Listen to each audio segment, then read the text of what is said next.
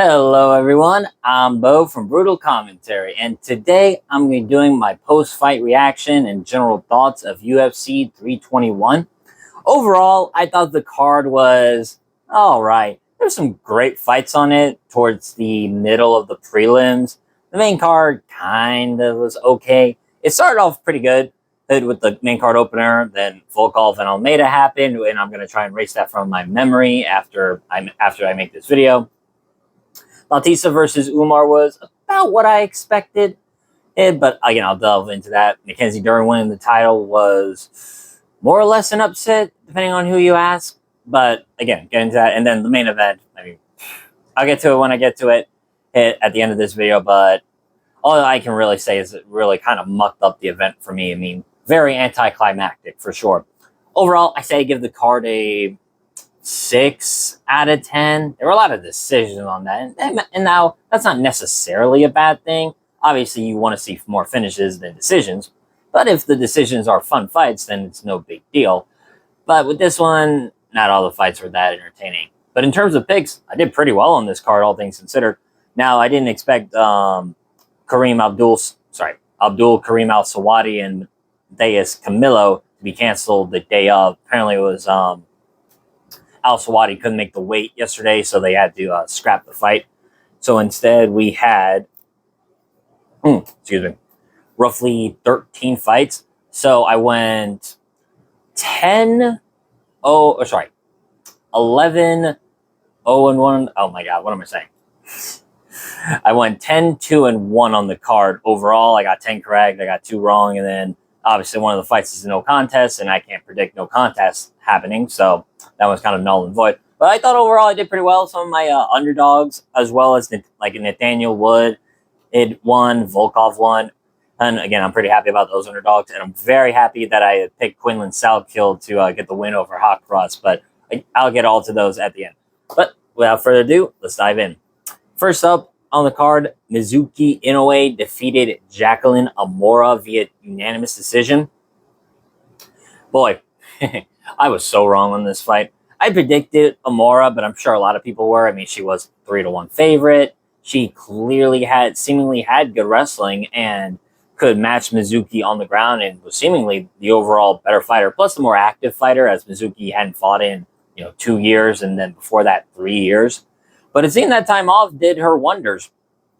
Mizuki was very good with pressure in this fight, keeping Amora on her back foot. And Amora, whenever she was starting to get pressured and she started to give real estate to Inoue, she would go for these very obvious takedowns. And her entries were not very well set up. She didn't throw anything to hide it, or she didn't have the strength in her legs to just blast the double or something like that. And so Inoue was able to, for the most part, defend most of her takedowns. Never really got into a bad position. Now in the first round, Amora got her back and was looking to set up set up a rear naked choke, and she was occasionally gift wrapping. In a way, that's where you put your arm over your opponent's, wrap your arm around your opponent's neck from the behind, and you grab their arm, essentially like kind of keeping it like this. I thought Moore was doing pretty well in that, but overall, her gas tank was not very good in this fight. Inoue's striking seemingly was better. At the very least, her shot placement was better. She was digging hooks to the body, digging knees in the clinch to the body as well. I thought she did a really good job with that. Overall, I just thought Inoue clearly had a better game plan, keep pressure, defend takedowns, and then use it to end up in top position, as Inoue is a good grappler herself. And I don't know, I don't know if Amora is a round or bust type fighter, like she does really well in the first round, and then afterwards it all kind of starts going downhill. Or, you just got to pressure her in order to win. Either way, very bad showing from Moore, especially a fighter that, like I said, opened up as a 4-1 favorite, then the odds kind of shifted. She was still a massive favorite at the end of when the fight started. So that was kind of surprising. But hey, good for Mizuki Inoue to get a win here after such a long time off. I'm not sure who they give her exactly off the top of my head. I think maybe Julia Pilastri would be an interesting test. Give her another grappler after you gave her a striker with Caroline Cavalcanti. Or we could give her, or sorry, Inoue Cavalcanti, as Cavalcanti did beat her. Granted, this was years ago in Invicta, but still not a bad fight to make overall. As for Amora, this does set her back a bit, as you would think before being scheduled to face Inoue, she would have fought for a ranking already. But this one's definitely going to set her back some bit. So we'll see what happens. They could, I mean, if they give her Sean O'Bannon, that'd be, I don't know, a fight, I suppose. But I feel like she would still destroy Sean O'Bannon. But again, we'll see what happens. Move on with this card. Mitch Raposo defeated Azat Maxim via unanimous decision. I believe the scorecards were 30-26 and then 2 29-27. I personally scored it 29-27. So I thought Maxim won the first round. I thought Raposo was overall the better striker and had the better in and out movement. You could see it. He was kind of pumping the jab and sometimes fake pumping and then throwing a like softball of a right hand or baseball throw of it. But Maxim seemingly was the better wrestler at times and able to either put Raposo by the base of the fence by taking him down or just pressing him against the fence. I thought overall Maxim had pretty good suplexes. That seems to be his like go-to takedowns, as he does seem pretty strong. Granted, he was 129 in this fight and, missing weight by 3 pounds. Well, technically 4 pounds because it's a 125 bout, not including the 1 pound allowance. Not a good look. But then you see round two, Raposo makes a great adjustment, and you could see that he probably listened to his corner very well. Instead of just kind of throwing the right hand every now and again, he would set it up by throwing a double jab. And then because Maxim's hands weren't by his head, you start throwing the right hand over the shoulder, as well as also throwing in some pretty good leg kicks. I will say Raposo's defensive wrestling was much better than I thought it would be in this fight, as he wasn't like, what's wrong over here? He wasn't controlled as badly as I thought he would, and even when he got taken down, he either got right back up or was fighting to build height very well. And then he even took Maxim down in the third round, which Maxim just blatantly fouls, right? Raposo has him in like half guard, and it's clear that Maxim can't get up, so he takes his left hand, he grabs the fence, and then uses it to pull him up while at the same time he's turning and winds up on top. And you can see Raposo's kind of surprised, like, what happened? He didn't see Maxim grab the fence. But then the referee in this fight immediately took a point. Obviously, no other way to describe it. You should have taken a point. That was clearly blatant fence grab. I mean, you can't even hide it. You can't. So I got to say, before I get further into this card, I thought the reffing in this fight was great. But then again, you got to think of the disaster of officiating that was the UFC Vancouver card last week. So seeing both the refs do their job and actually take points away for blatant fouls was very good. And then the judges are wearing fighters who should have won the fight, which, again, I'll get more into it as we go further down the card, as it'll lead to what I'm saying. But overall, I thought the judging in this card was really good, and I thought the refereeing by everybody who wasn't Dan Miragliotta was great. Mark Goddard, who I think is a gold standard as well. Jason Herzog, and then Alan Mitchell, I think his name was, who was reffing this fight and a few others. I thought he did a great job. Like I said, immediately took the point away, no hard warning, just immediately took it. I think, man, put that guy in more important fights. Is what I think. But overall, I just think Mitch Raposo had a good game plan and just stuck to it. Now, he finally gets a win in the UFC, and this was like his last attempt, really. He had tried the Ultimate Fighter. That failed. He tried the Contender Series. That failed. He fought in the UFC twice. Both of them split decisions, but again, he failed. So now he finally gets a name over a guy who seemingly was a better fighter than him and had pushed a top 15 fighter to the limits. So I don't know if you want to say this elevates Raposo, or like, is Maxim really that good, or how good really is Taguero Ulanbekov if he struggled against him this bad. But styles make fights at the end of the day, and Kyoji Horiguchi, who Taguero is scheduled to face, is a much different fighter than Maxim. So it is what it is. Styles make fights at the end of the day. As for Maxim, cut him. He missed weight for this fight. He blatantly fouled, and this is his third straight loss. Might as well cut him. And I see no point in keeping a cheater. I know this sounds harsh, but that's really what I think. As for Mitch Raposo, this puts him in a pretty good spot. He keeps his job in the UFC on the UFC roster. and potentially he puts him somewhere. I'm not sure exactly again because flyweight is so stacked at this point. I could see the winner of Matt Schnell versus Joseph Morales. That's not a bad fight. That'd be pretty interesting to watch. The grappling is, especially the guard games of both those two against Raposo's wrestling, would be very intriguing to me to watch. So that's who I think Inky should fight. But again, that's all my opinion. Moving up on the card, Hamdi Abdelhawab defeated Chris Barnett via unanimous decision. I had a 29. I scored it. Yeah, I had like 29. What was it 29, 26, something like that? Yeah, honestly, these first three fights kind of blurred together in my mind because they were not that super exciting. But Hamdi did exactly what he was supposed to do and kind of what I thought he would do. He out wrestled Chris Barnett for just about all 15 minutes, either using mat returns or just kind of sagging his weight on Barnett and then landing ground and pound.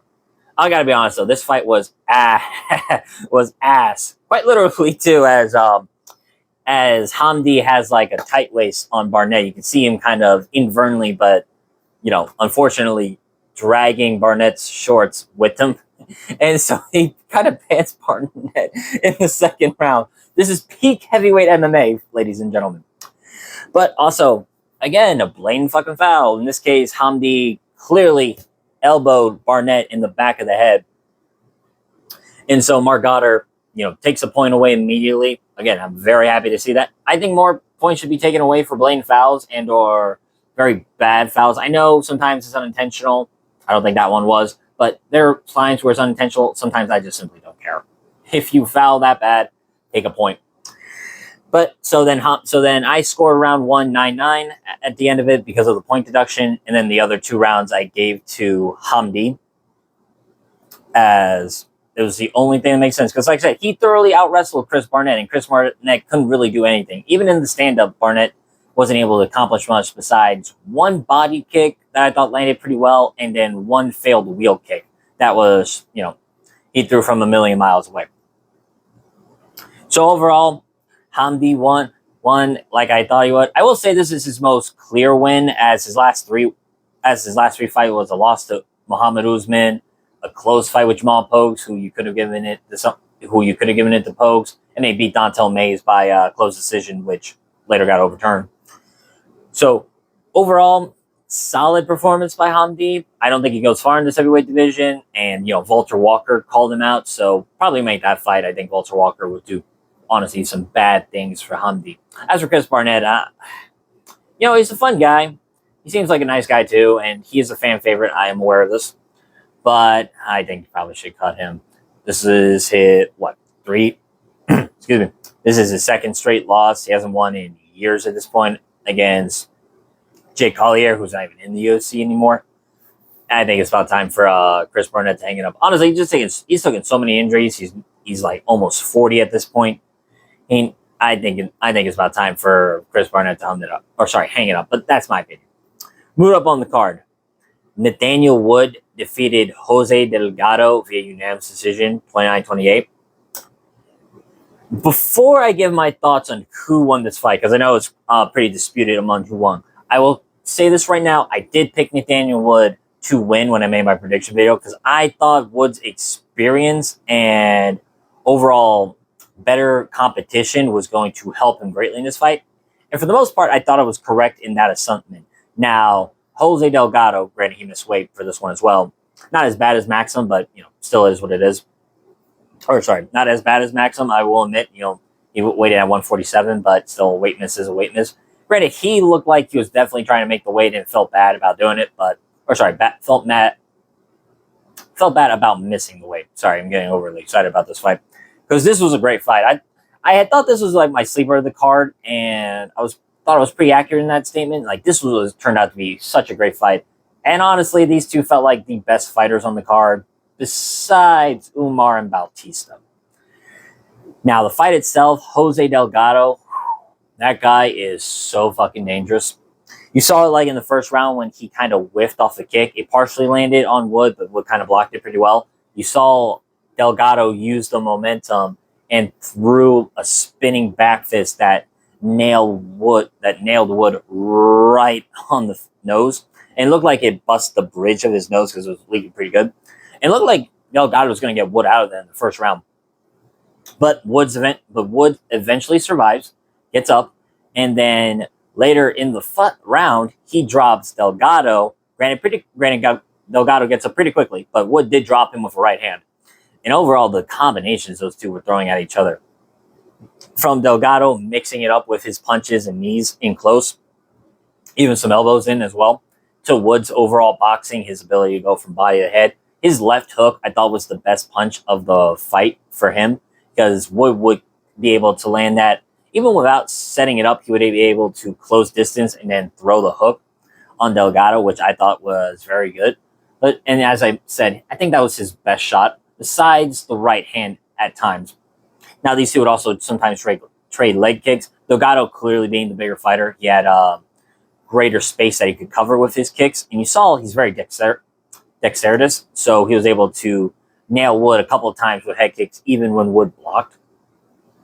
Now, I scored the first round for Delgado. I think that was the easiest round to score because he dropped Wood, and even though Wood was able to drop him back, I thought overall Delgado clearly did the more damage. Now, rounds 2 and 3 are where it gets tricky, because both of them roughly have the same number of significant strikes. Wood kind of outlanded Delgado in round 2, and then Delgado outlanded Wood in round 3, at least that's what I thought. I think I give Wood round 2, because I did think his ability to also get a takedown in, now granted not much control time, but was able to change a bit of how the fight was going. And then I thought he overall was collected himself better and had the better single shots and at time better combinations in round 2. Though Delgado certainly did not seemingly lose round 2, in my opinion. Again, it was a very close one and kind of a coin flip round, but so was round 3. But I thought round 3 went to Delgado because he had better control time, used it to greater effect when he was landing the elbows, especially as they're both by the base of the fence, and Wood was trying to posture up in the third, and Delgado was landing some pretty good slashing elbows and tomahawk elbows. So I thought the third round was Delgado. So I thought Delgado had won 29-28, but they gave it to Wood, and it's obvious that the judges thought Wood won rounds 2 and 3. That's the only thing that makes sense, because you can't give him the first round, because like I said, Delgado was clearly the more aggressive in round 2, and I thought he did the better overall damage. Now, again, as a guy who picked Nathaniel Wood to win, and it was like one of my underdogs of the card, I did think Jose Delgado won. But I don't consider this a robbery. For me, a robbery is like Stephen Thompson versus Gabriel Bonfim. Like, there's a clear winner, and he clearly won 2 of the 3 rounds, but yet the judges, for some reason, gave it to the other guy, and that didn't really make sense. This one was one clear round, that being round 1 to Delgado, but then the next 2 rounds are ultra competitive and pretty close in overall numbers. And you look at it, it's like neither one has like super significant moments that the other doesn't also have in that set round. So I don't think this was a robbery. I think this was a really close fight. But again, I did score it for Delgado at the end. I'll say this though, what a showing by Jose Delgado. He's shown he's going to be contesting for a ranking very soon in his future. Like I said, I'd give him, I don't know, a year or 2 before he actually fights for a ranking. And he showed it. His combinations are very, very slick. He's well-rounded. He managed his gas tank, I thought, pretty well, considering this is the only other fight he has gone the distance in, besides one loss about 2 years ago in 2023, which was his only other loss besides this one, both by decision, by the way. And he was able to hurt Wood better than I think I've seen all of other Wood's opponents have. And including like the loss to Naimov, where granted he got fouled in that one too. I think Delgado put on the best showing against Wood than just about every other featherweight Wood has fought. That's how I see it. Now, again, there were also some low blows, 2 of them by Delgado. I don't think they were intentional. And that's what I mean, is like that type of foul, especially one where it's like kind of grazes the cup as Delgado's going for an inside leg kick. That one I can understand, like hard warnings. And if he does it like more than like twice or so, then yeah, take a point. It's a lot different than a fence grab that clearly changes the position, or you throw an illegal strike like hitting the back of the head. So that's kind of where I'm standing on this whole foul thing, because it did affect the card to a degree. But overall, great win by Nathaniel Wood, defeated a prospect. Granted, I thought this was a high risk, low reward thing for Wood. Dude, we got to give Wood a ranked contender at this point. He's proven how good he is at this division. It's about time to give him the featherweight ranking, and clearly just give him Dan Ige. Dude, Dan Ige versus Nathaniel Wood is going to be an amazing fight. The boxing between those two will be awesome. I still favored Wood. I would still favor Wood overall. I think Ige's taken a lot of damage over the years, and I think Wood is overall better everywhere. Now, granted, striking-wise, they're pretty even, and I would think Ige is going to have is obviously going to be the harder hitter of the two. But I don't know, man. Wood's got a pretty good ground game, I think, and he could out-wrestle Ige, I think. Still, though, well, I think it's about time we gave Wood a ranked contender. As for Jose Delgado, it's going to kind of send him back, but not too badly. You know, you don't want to elevate a guy off a loss too much, but at the same time, this type of performance kind of shows that he's up there. He's a top 25 fighter, if not just a little bit lower. You know, if Sean Woodson doesn't have anything coming up, I'd say give him that. That'd be a very interesting clash of styles, and I'd be very intrigued by that fight. Like, yeah, it's Jose Delgado, Sean Woodson. I'd be very intrigued by that fight. I would be curious to see how that goes. Moving up on the card, Vulture Walker defeated Luis Sutherland via heel hook in the first round. Yet again, that's 4 heel hooks in a row, all in the first round. And it was, I think it was the Weasel who said this. You know, shout out to that guy who's been doing this much longer than me. He was going, how you will probably never see this replicated ever again. A fighter getting 4 heel hooks in a row. Now he's tied with Polaris, if you remember him, the guy who would crank on heel hooks and not let go even when the fight would stop. You know, that piece of shit. Yeah, I know that's kind of came out of left field, but I really hate that guy. But that's a whole different video. That's a whole nother discussion for another day. Point I'm trying to make is he's now Walker's tied with him for the most heel hooks in the UFC, but he beats him in terms of consecutive heel hooks. And say what you want about the competition level he's fought. Sutherland, Injetsuku, Dontel Mays, and Junior Tafa. They're not elite level grapplers, or sorry, not elite level heavyweight grapplers. So of course he's going to be able to find a submission against them. Okay, fair enough. But considering how low percentage heel hooks often are, you've seen like Cyril Gane try it and fail. You've seen other fighters try heel hooks and oftentimes fail. To see a guy do it this consistently, all in the first round, and usually in the first, 2 minutes, Vulture Walker is a problem for a lot of these heavyweights. It's going to be a problem. Now, I did think Sutherland caught Walker pretty well with a right hand, but it didn't seem to deter Walker that much. He eventually got the takedown in, kind of went to half guard, and then went in for the ankle and started rolling with it. I thought Sutherland was attempting the right motions and was doing overall as good as you could do to try and escape the heel hook, roll with it to relieve pressure. But once Walker has that thing, he's got his hands clasped and your ankle is between his body and his arm, you're fucked. Because he knows exactly how to turn it. He knows exactly the right angle, and he can get it from just about any position. And whether it was like Injetsuku off his back where he just fell, kind of, and then rolled and reversed the grip and reversed the turn, or a simple one like when he was on top of Dontel Mays and then caught the leg and then dropped down to his back to get it. It doesn't matter exactly where in the position he is. Walker is very good at finding the leg. He knows exactly what to do in order to get it. Boy, he's awesome. Vulture Walker is awesome. Now, I did think the post-fight interview was kind of cringe. I thought, he pretended not to speak English, and then he showed that he can speak some English. I thought, Mario Pinto already did it, and I thought that was way funnier. But, I mean, I get it. Vulture Walker is kind of like his brother. They're very chaotic, very fun individuals. They like to have... They seem to enjoy the fight game a lot, and I respect them for it. Now, honestly, matchmaking is easy. Walker called out Hamdi Abdelhawab, do it in Qatar. I mean, he took, a couple of leg kicks and like one solid punch from Sutherland. I mean, if it's possible to make that turnabout, I say do it. That's and like Yoshi Qatar is like less than a month away. I don't see why not. I think he's going to do terrible things to Hamdi and, take that leg with him and make it 5 in a row.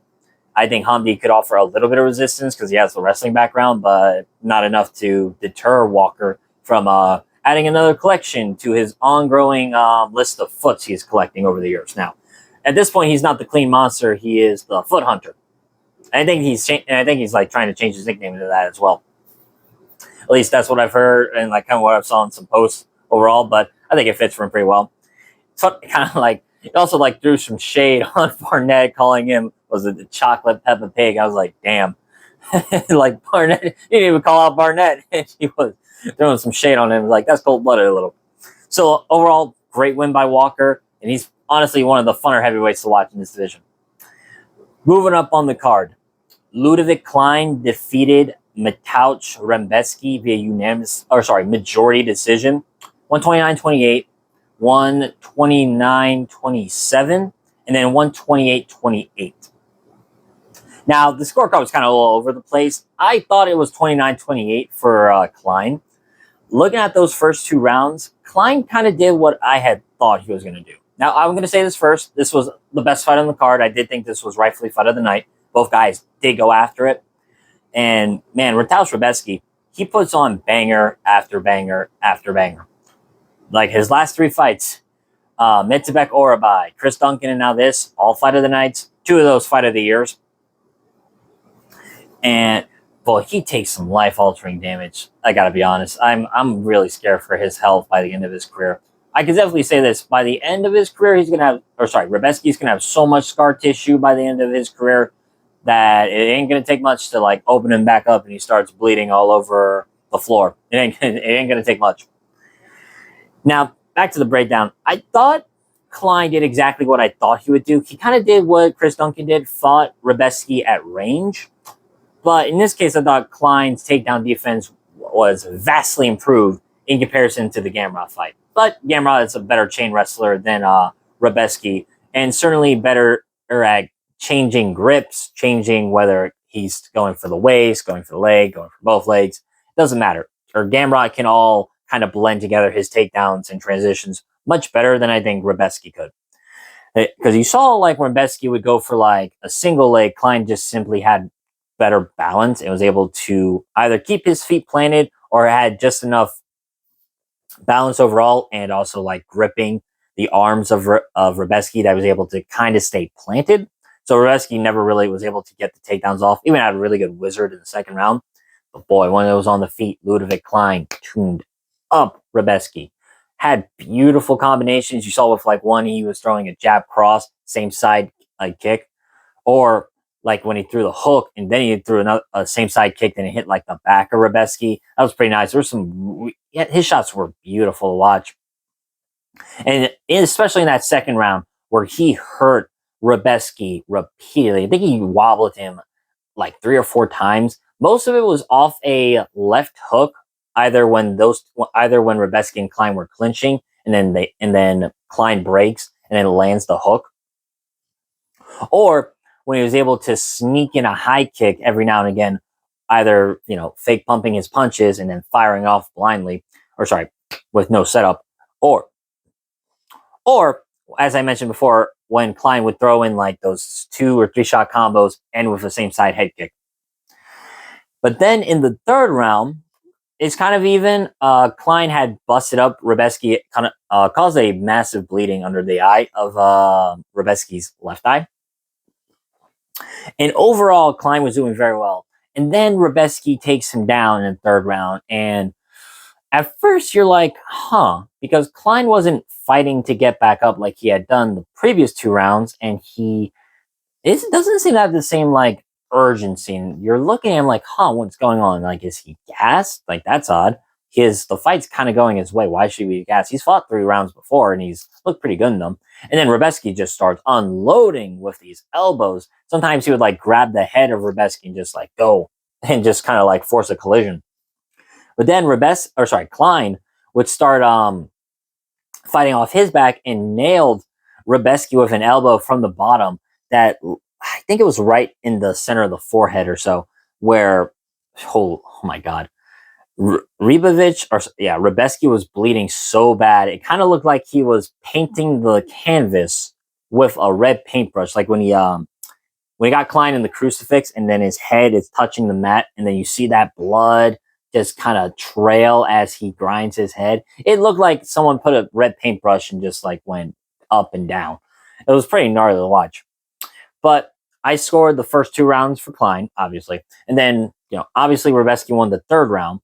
But then as he gets up, Klein indicates that his right ankle is broken. And like, then you think to yourself, oh, that's why he didn't get up. His ankle was broken.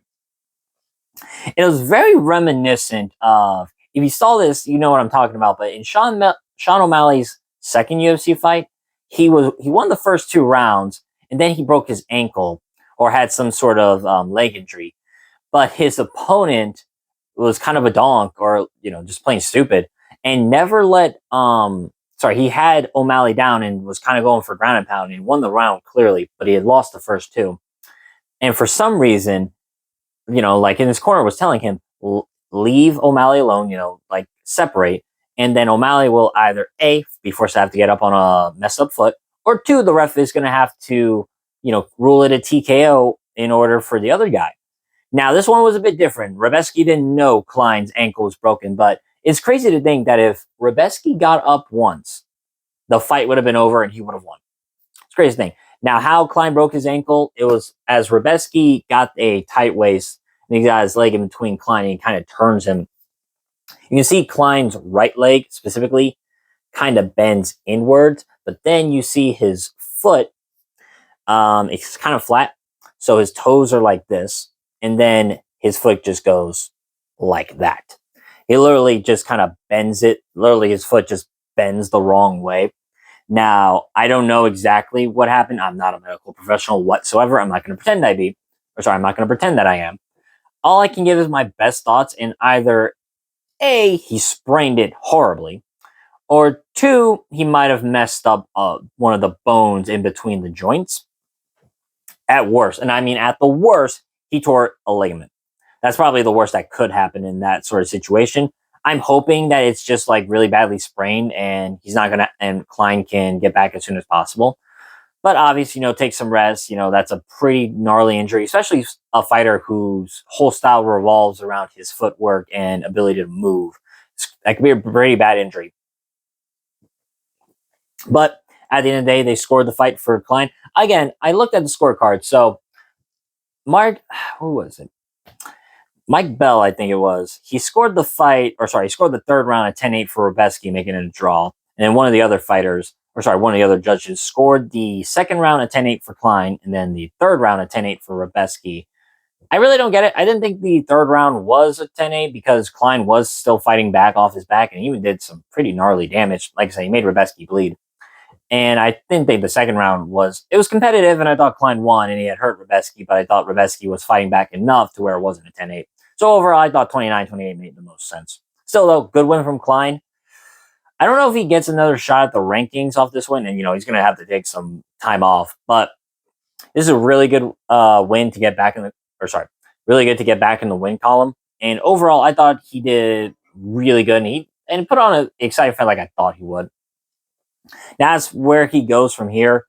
It really just depends on timelines because, like I said, he's going to be out for a while. So you would think when he comes back, healthy and all that, is it wrong to give him Rafael Fiziev? Because, oh my God, that'd be such a fun fight. They're both so technical on the feet. It'd be great. I would say Ignacio Bahamondes, but he beat him. Maybe the winner of Edson Barbosa and Jalen Turner. I know it'd be weird to give Turner, if he beats Barbosa, a fight with Klein, but, the UFC likes Turner, and I'd still think it'd be a great fight overall. As for Ribeski, just take some time off. I'm not even thinking about when he should fight again. He needs to take some time off. He's taken 2 beatings, more or less, and had some pretty gnarly scar tissue in about, the span of 2 months. Yeah, I think he should definitely take some rest. I don't even want to think about who he should fight next besides maybe Elsbrenner, just because that'd be an awesome fight. So, though, good win by Klein. Moving up on the card, Ikram Aliskerov defeated Jung Park via unanimous decision, clear 30-27. You know, it was kind of interesting. I had said in my video, I'd be intrigued if like Alaskarov, what would he do? What would he look like after round one? Because we've never seen him past the first round.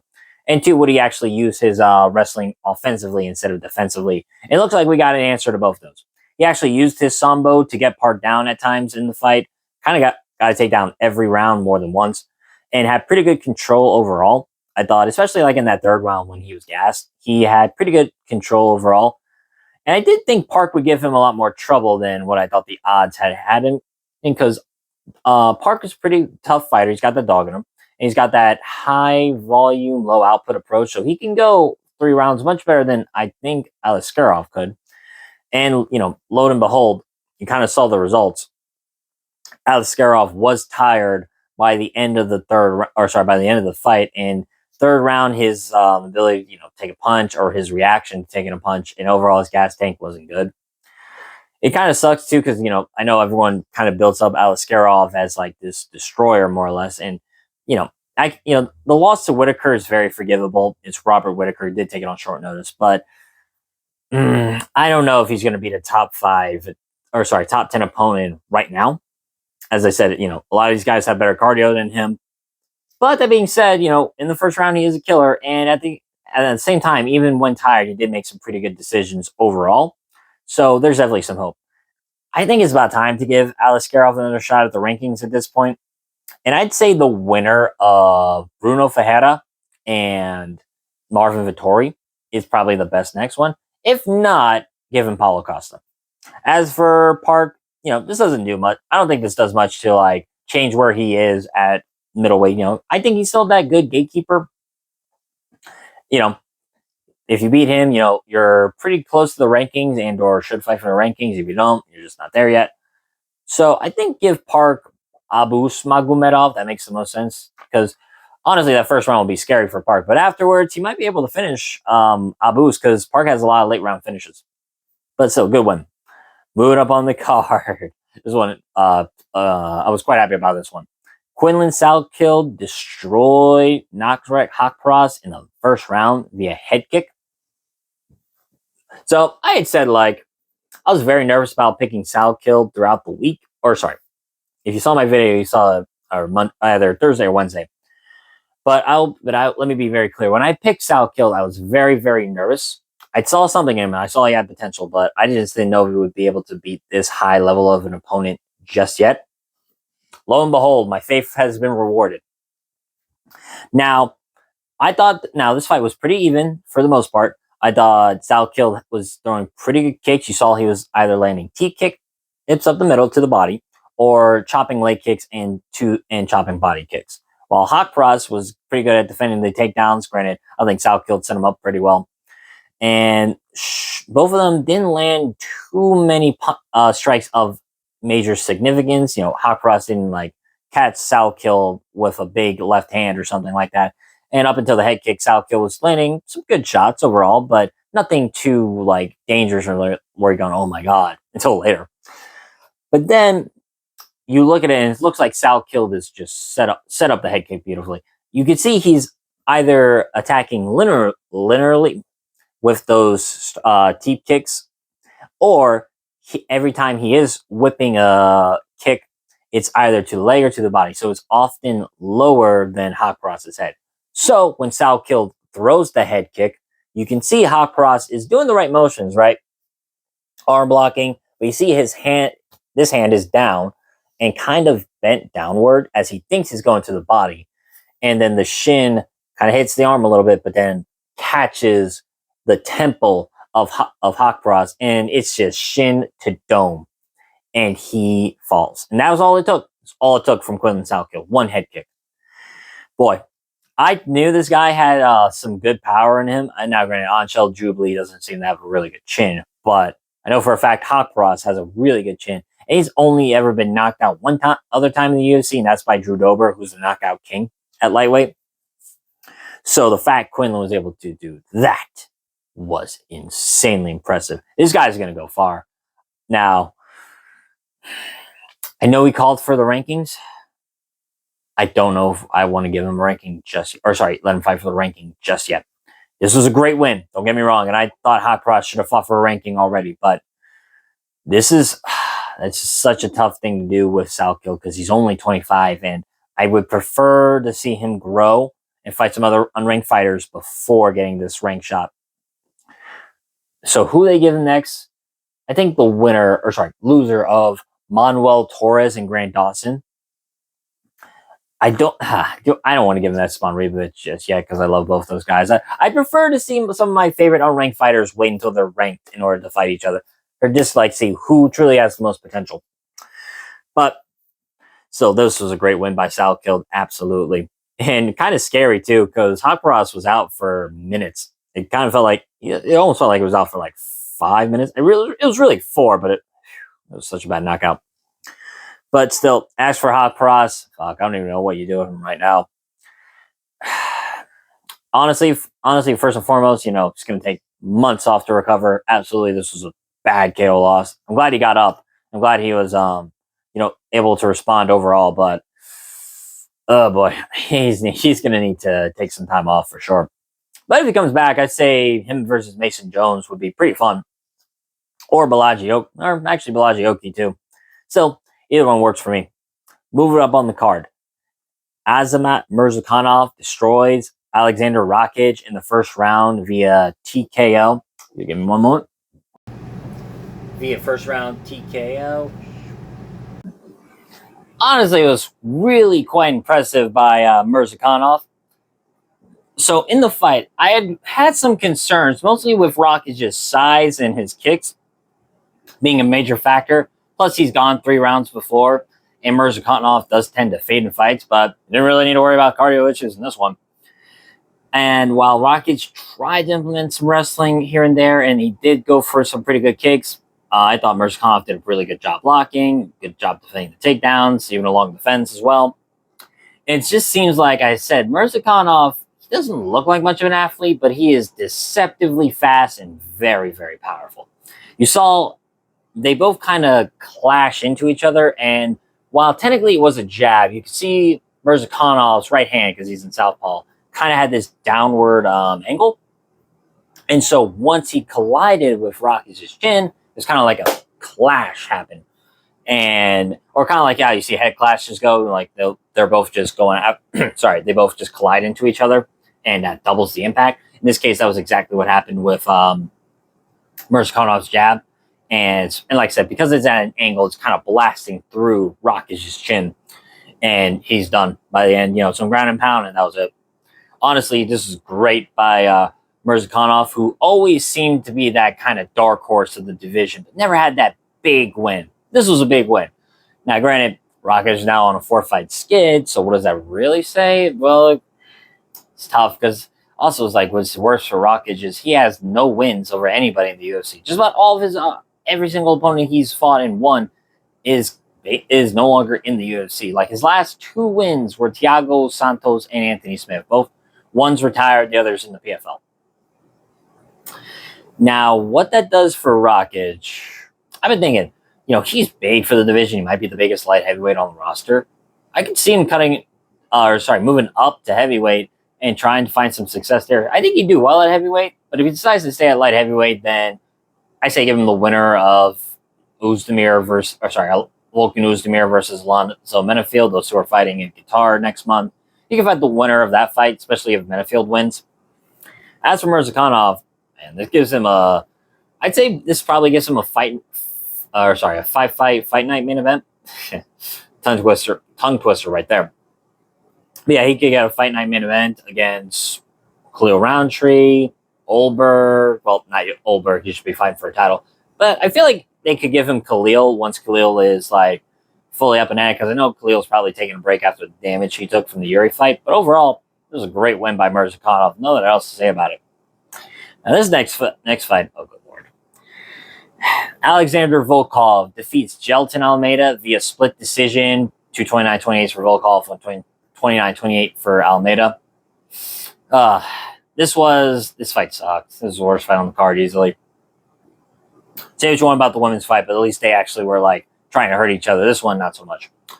I'll give credit.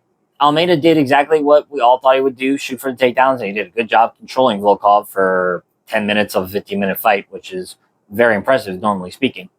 And I thought Volkov overall, his defensive jiu-jitsu and being able to not get like on like rear naked chokes when Almeida had the back or arm triangles or anything like that. I thought he did pretty well, and I thought he did a good job of never making it easy for Almeida to just transition to wherever he wants to. My God, but good Lord. You have Almeida, you have 10 minutes of control time, and you land a grand total of 9 significant strikes. That should not be possible. Unless you just want to be a blanket. And that's what Almeida was today. He just wanted to be a blanket. That was it. Didn't really try and throw heavy ground and pound. And then in the first round, which was Volkov's because he had reverse position and then clearly wanted to do some damage with his ground and pound. And then Almeida, he goes into like deep half guard instead of like trying to grab a leg and like turn or hit a switch. He just goes for deep half guard, buries his head into Volkov, trying to like give him as little space to hit besides the back of the head, which Volkov can't hit. But I think even if Almeida should have won because of all that control time, I think the judges got it right because Volkov is clearly the only one attempting to inflict damage. And the scoring criteria goes, damage trumps all. Even those who are trying to inflict it, like Volkov. And there are times when a fighter off their back is winning a fight because they're clearly the aggressor and they're trying to win the fight. And that's what happens. What happened in this fight, it's what happens in the Verna fight, which I'm about to talk about soon. That's just what happened. Volkov clearly was trying to hurt Almeida. Almeida was pretty passive, but it was boring. He didn't want to fight. He did not want to fight. He just simply took Volkov down. And it's weird, too, because, like, Almeida's had a boring fight. He had the Derek Lewis fight was boring. And I thought his performance against Curtis Blades up until Blades TKO'd him was pretty bad, too. But he has shown in his last 2 fights to improve his danger factor. You know, he ran through Alexander Romanov pretty quickly in the first round. And then in the Spivak fight, I guess because both were high-level grapplers and they were able to reverse each other, you know, then Almeida actually started opening up with punches. But in this one, he just didn't at all. He barely threw any strikes while it was on the feet. He threw it once, like in the second round, and then shot for a takedown. That was it. Good Lord. Volkov honestly, I think Volkov deserved to win, and he was like my biggest underdog on the card, so I'm happy about that, but good Lord. He can't defend takedowns to save his life. Like I said, you know, these tall guys don't have the best balance, and Volkov didn't seem to have the best balance. Now, he tried, for sure, but Almeida often did a pretty good job of grabbing a leg and then turning. And honestly, his takedown was very easy for him to get. But, man, I don't see Volkov being Aspinall or Gane. And, you know, granted, he lost to Gane twice, and I think Aspinall would beat him in a rematch. I think for sure Almeida would get knocked out by Aspinall if they fought. And who knows, you know, Cyril Gane, if he keeps improving his takedown defense, going to be a lot of problems because Almeida's not going to want to strike with him. Either way, I really want to move on. Volkov winning, like I said, I'm happy about it because he was my underdog. I'm not happy about it with how the fight was. Moving up on the card. Umar Nurmagomedov defeated Mario Bautista via unanimous decision, 30-27. I personally thought it was 29-28, but I did think the right guy won. Honestly, as I mentioned, this fight kind of went exactly how I went. Even the kiddies happy about that. I thought Bautista was going to lose because sorry about that. Because I thought Umar Nurmagomedov was the better fighter, and he showed it, right? He was able to transition from his striking to his wrestling to his grappling all pretty seamlessly for the fight. And he even got like 10 minutes of control time. And unlike, you know, Almeida, Umar was clearly going for submissions and clearly was just overall doing the better control and even at times was trying to go for ground and pound. But I'd said before, Mario Bautista is really good. He's a workhorse. He's never going to give up on himself. And he dropped Umar in the second round, too. You could see he was kind of going for a high kick, but what ended up happening is his knee went up instead. He didn't eventually extend it to go for a kick, and the knee hit Umar right in the face as Umar was kind of blocking. You could see, like, dazed Umar for just a second. But then Umar collected himself, went for takedowns. Bautista was able to hit a pretty good switch in the second round, got some top position there. Even in the first round, he was going for like a toe hold. And I knew Omar was not going to tap. I knew it. and I knew Umar could get out of it. But that was pretty gnarly submission by Bautista. Overall, I think Bautista won the second round because he had the more damage, and like I said, he dropped Umar. Well, Umar got his takedowns in, but he didn't really do much with them. I would say Umar went full kind of Marab mode, going for 11 of 14 takedowns, even if not all of them, like not the greatest control, but just getting takedown after takedown. Even mat returns and all that, I thought were pretty impressive. But I gotta say, this does not inspire too much confidence that he would beat Marab in a rematch. In fact, I feel like after this performance, where he seemed pretty tired after 3 rounds, I feel like honestly, Marab might beat him a little easier than he did in their first fight, especially now that he knows like Umar, if he pushes a high pace, can gas himself out after 3 rounds. Can you imagine what a 5-round fight's going to do? While Bautista did seem like the fresher fighter, it's just Umar's control and seamlessness in transitions were just far too much for Bautista. Still, though, I think Bautista did a great account of himself, and he's shown he's like a top 10 fighter for sure. I mean, he's the number ranked guy, and he fought the number 2 guy and fought him to the limit. Really good performance. I honestly think Bautista should still fight again up in the rankings for sure. Give him like Davis and Figueiredo. I think that fight would be awesome. I would even pick Bautista to win that fight.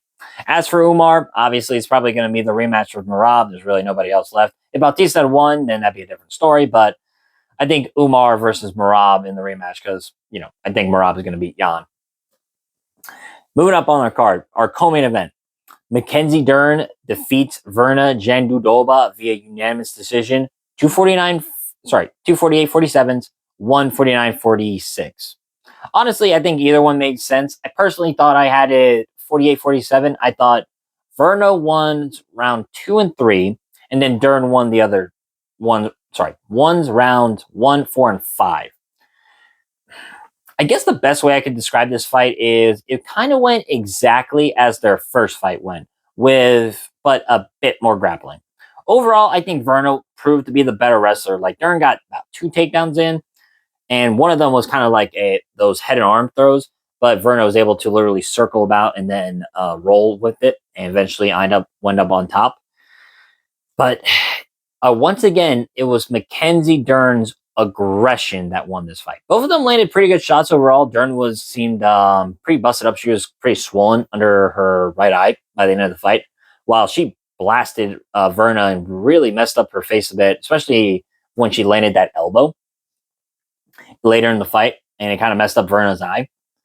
But again, it was just Mackenzie Dern's overall aggression. Like Verna clearly had a lot of top control and sometimes would press her against the fence, but Dern, as I said, is very active from bottom. She has a very tricky guard game. She's one of the best jiu-jitsu fighters in women's MMA, especially in this division. Her and Verna are kind of the counters to each other. But again, it was just Dern's overall aggression. Being more active, looking for damage, and looking to, inflict more damage, even from bad positions like guard. Just won her this fight, and it should won her this fight. She was the rightful winner, and she became the champion. It's like Jandiroba had so many times where she was in top control, but didn't do much with it. Either she would go for these, light hammer fists, like that's it, like pitter patter. While you see Dern, you can't get the most power off your back. Surely she was actually trying to hurt Jandiroba. Either going from elbows from her back, hammer fists, or you see the time where they're both kind of seated, and Dern is still just firing off hammer fists, firing off elbows.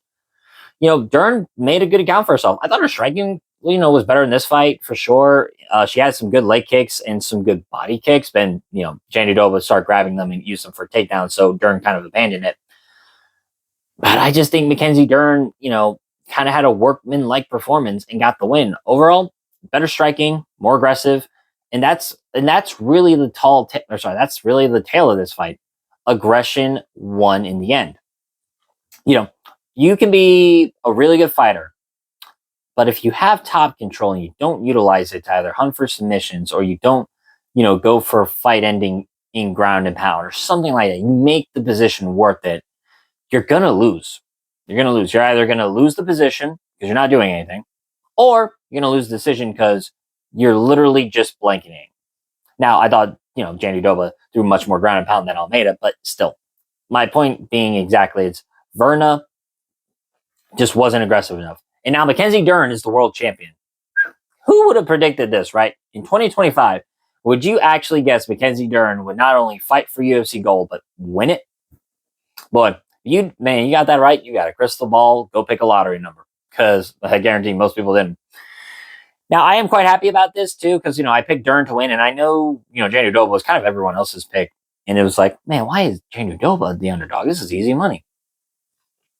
I didn't. I know. I thought, it seems Mackenzie Dern is just Jane Udoba's kryptonite, because now she has 2 wins over her. But it's kind of interesting because you have a champion who's clearly not the best fighter in the weight class. Two of the top 5 have already beaten her in both Lamos and Yao Xiaonai. You can argue Suarez could beat Dern. It's just, man, Jane Udoba cleared out the division. And there was nobody else for her to fight in top 5 besides Dern.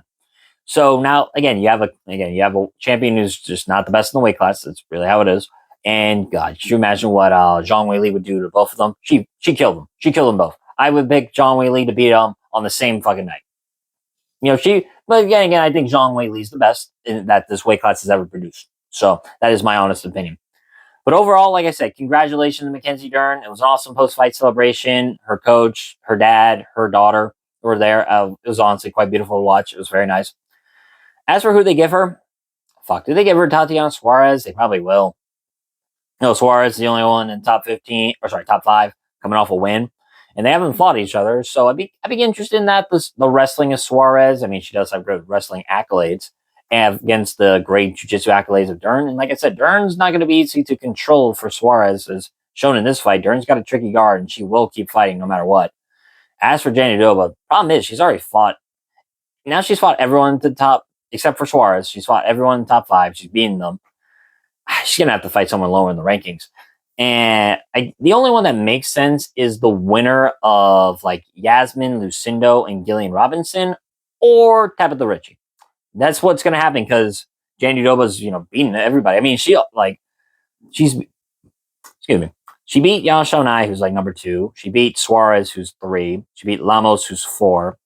She beat Lupita Godinez, who's 6. She's already fought so many fighters to get to the belt. So, honestly, like I said, winner of Yasmin Lucindo, Gillian Robinson, or Tabitha Ritchie. Those are the only real fights that make sense for Jane Udoba. Now, to our main event. If you like the video, comment and subscribe. I do like to hear your thoughts and how you thought the card overall was on the comment section below. I definitely love to hear it. In our main event, Tom Aspinall and Ciryl Gane ends in a no contest after a accidental eye poke via Ciryl Gane. Man, I don't know if it was this card. I don't know if it's the division. I don't know if it's Tom Aspinall himself, but someone is fucking cursed. Someone is cursed.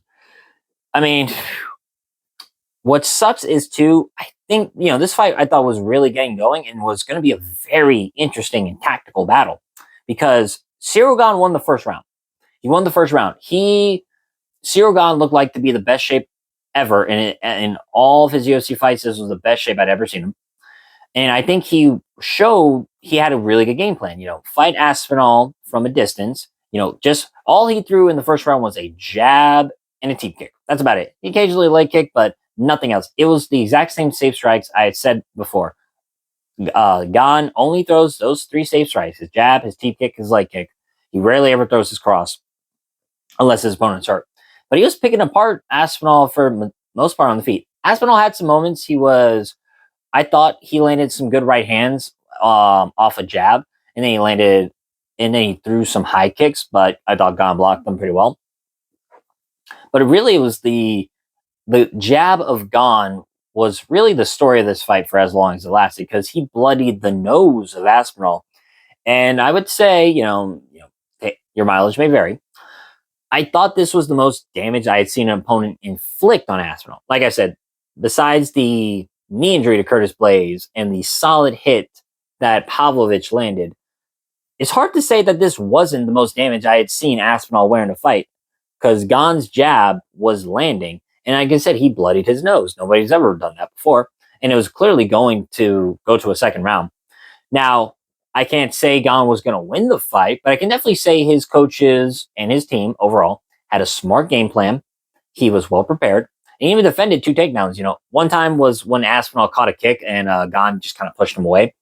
And then the other one was Tom went for a double leg, and then Gane did all the right motions, stuff in the head, grabbing the arm, turning so he wouldn't get caught in the fence. Clearly, he showed good takedown defense. Now, granted, it's like 2 takedowns, and one of them was really only 1 attempt, so I can't say Aspinall couldn't have gotten the takedown, and he may have not fully committed on it, but Gane won the first round. But then, about 30 seconds left, Aspinall throws, I believe it was a knee stomp, and he kind of messes with the balance of Gane. You see Gane kind of reach out and point with his fingers, not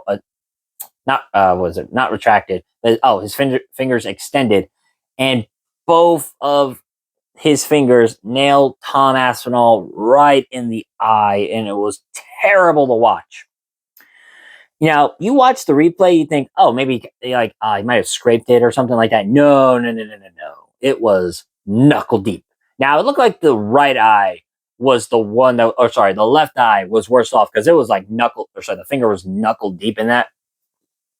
But it seemed that it was Aspinall's right eye that got the worst of it because it might have been like he gouged the eye and then he scraped it. Oh, it was terrible to watch. And then Herzog, did the best he could. He was telling Aspinall, you have time, get the doctor in. And Aspinall was like, you can see the frustration on his face, right? This guy had not fought in over a year. He fought, last July, and so roughly 15 months or so. And he finally comes back. Yeah, 50. All right, yeah, 15 months. I'm making sure I got that right. But yeah, he finally comes back, and he only gets to fight for about 4 minutes and 90 seconds. 4 minutes and 30 seconds. You're like, oh my God. I don't know if he's cursed. I know John Jones is laughing in the background somewhere. You're probably, I know John Jones laughing somewhere, like thinking, huh, I was able to get an eye poke without even being in the fight. I'm that good. It sucks. Nobody wins. Aspinall gets booed, which, I don't fucking understand why. I'll talk about that first. First, let me talk about Gane. Gane was winning the first round. I don't know what to tell you on that one. He clearly won the first round. And he just made a terrible, terrible mistake. He just fights dumb sometimes. He really does. Whether it was that heel hook that he pulled on Ngannou in round 5 when it was 2-2, or again when he did with Volkov. Gane makes bad decisions. And in this case, he usually screws him over. In this case, he screwed his opponent over. And, now he fucks up his 3rd attempt at undisputed gold. That's crazy. Like, he's one of very few fighters who actually get to fight for a title 3 times. The other ones would have been like Poirier and Covington, to name a few. Oh, and Gustafsson. But this one is like, oh, fuck me. I don't know what's worse, this one or getting lost to Jones like he did. But all I can say is, I thought Gane did much better than I think most people thought. And it was kind of what I thought would happen. Again, I say that a lot, but this is the best I can do with predicting the fights with what I have. And I had thought that Gane would be the trickiest fighter on the feet for Aspinall. Aspinall doesn't have the best striking defense. His chin is there, be it. It's held a little higher than I'd like. And he does get hit a lot. And he is there to get hit. He doesn't get hit a lot, but he is there to get hit. And Gane being as precise and as fluid and the best striker in the weight class, he gave Aspinall some problems on the feet, like I thought he would. But then the lights are on, but nobody's home, and he just made a very bad decision. Now, talking about Tom Aspinall, fuck man, this is terrible. This is just terrible. We were this fight was going to give us some clarity after all the bullshit of John Jones, interim, the undisputed, blah, blah, blah. We were finally going to have closure and a real champion. Someone was going to stamp their flag. This is my division. Come and get the belt if you want it. Instead, now, no contest, really mucks this up. And I don't understand why people are booing Aspinall. I don't even understand why some people are saying Tom Aspinall quitting in there. What? If you saw what I saw, you saw the eye poke, you're thinking, fuck, man, that's terrible. But no, it's Chael Sonnen and Anthony Smith on that post-fight show are going, well, even if you have one eye, you don't tell the doctor you can't see, you keep fighting. Anthony Smith, of all people, is telling him this. Like, I respect Anthony Smith and he's got a good career, but how many fucking times has that guy gone to turtle and just like taken a beating and not fought back? Okay. Or Chael Sonnen, who, tapped with 30 seconds left, went against Sylvan. I love Chael. He did great things for this sport. But those two going, he's blind in one eye. Keep fighting. You're asking a heavyweight to fight with compromised vision. Let's see how good that does for Stipe. Oh, wait, he got knocked out when his eyes were giving problems against Cormier. And in their third fight with Cormier and Stipe, when Cormier got brutally poked in the eye, he didn't win that fight, did he? You can't ask a heavyweight to fight with compromised vision. That's stupid. And, if you can't fucking see, what do you want from him? Don't fight. Now, I think this should have been I think this should have been a disqualification, really, if you ask me, because I don't care that it wasn't, I don't care that it was not unintentional. This was a fight-altering foul. Literally ended the fight. You can see Gane clearly extend his fingers and like kind of a way to right himself. I understand this, but like he's clearly has his finger extended instead of like balling them in a fist or like pointing them straight up. No, they're like this. Like I said, I think it should be a DQ myself. Contest. All right, fine, is what it is. But the fact people think Aspinall wanted a way out of there just because he lost the first round, man, fuck off. Really, that's all I can say. It's his. It's his health first and foremost, and two, his eyes got fucking raked like leaves and penetrated. Like, what do you want him to do? If he can't see, then don't fight, man. Like, this is your health on the line. There'll always be another opportunity. So I don't agree with Chael. I don't agree with Smith. And I certainly don't agree with Dana White on that. And I don't agree with anyone who said Aspinall wanted a way out. Yeah. Well, obviously what's next is pretty obvious. Dana has said that they're going to rebook it. I'm hoping that it's not permanent damage, like no scratch cornea or something. And Aspinall is going to be able to make a turnabout. And honestly, just book that fight in Europe. Whether that's London or Paris, I don't know, but I'm sure they'll try and book like Aspinall in Europe, or sorry, in England or something like that. That's probably the right thing to do, in my opinion. It's probably what they'll do. Man, this sucks. And what's crazy is this is going to be Gane's fourth attempt at undisputed gold, and I can't think of any other fighter besides maybe Holly Holmes to fight for the belt this much. Especially one who was, now granted, Holmes was a champion, lost the belt, and then fought the belt multiple times against different people, like up a weight class too. But it's kind of crazy to think how many times now Gane's going to be fighting for gold. And this is apparently the second fight in UFC history, second title fight in UFC history to end in no contest. The only other one was DC versus Jones 1, but that was after the fight when Jones got popped. So, history in the making, ladies and gentlemen. So with that being said, that has been my thoughts on the card. If you like the video, comment and subscribe, like I said. I'd love to hear your thoughts on the overall call. On the overall card. With that being said, I have been Bo from Brutal Commentary. I thank you all for listening. Take care.